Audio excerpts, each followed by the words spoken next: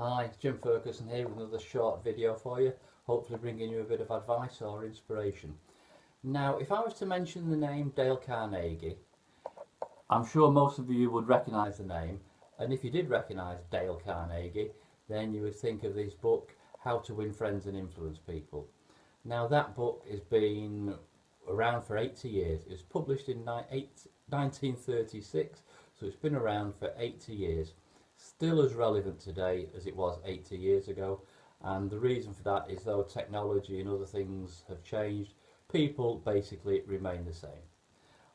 What makes people like you or dislike you is the same today as it was 80 years ago, the same as it was 800 years ago, the same as it was, thousands of years probably.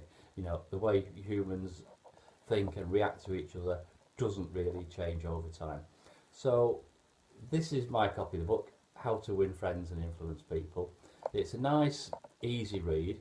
There's a couple of 100 pages there, and it is absolutely packed full of little sort of nuggets of advice that, as I say, are just as relevant now as they were 80 years ago. Now, today I'll just pick on one small thing that Dale Carnegie says. And what he does, he points out the futility of arguing. Basically, he says it is impossible to win an argument. As a younger man, he was a great talker, a great debater, a great arguer, and he loved to speak and he loved to win arguments. And he found that in doing so, though he might win an argument, he would often lose a friend. That was often because by winning an argument, he would make the other person feel quite ridiculous, quite humiliated, especially if it's in front of other people. Basically, he says that 9 times out of 10, when there is an argument, all that it does is make the two sides more entrenched in their own beliefs. Just think about this with your friends arguing about, what sports team you support.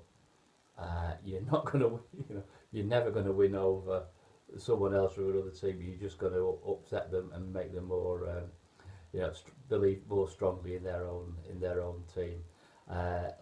Likewise in politics, if anyone argues about politics, all that happens is the two sides get more and more entrenched, regardless of the facts or whatever. They have their opinion, and the more you argue against that opinion, the more set in their ways, the more embedded they become in those thoughts. And it is particularly true in sales. If you are in sales, whether it be online, whether it be in retail, face to face, basically that golden rule, the customer is always right, always applies. Even if it is blue and the customer says it's red, the customer is always right. There is never any validity in arguing.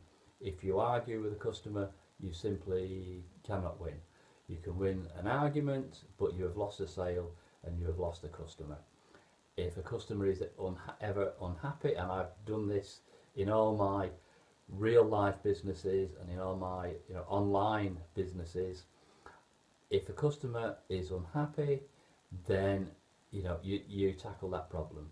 You solve the problem, and if it means you give an immediate refund or a replacement or whatever it takes, then there is no point arguing with the customer. There's no point saying, blaming someone else.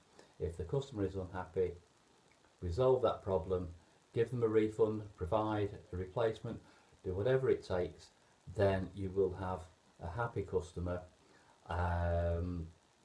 who hopefully will come back from you and buy again and again and again, because that kind of service is quite unusual. So hope you enjoyed this short video. Hope it makes sense. Remember, customer is always right. Arguing is pretty futile. Thanks for watching. See you in the next video. Bye.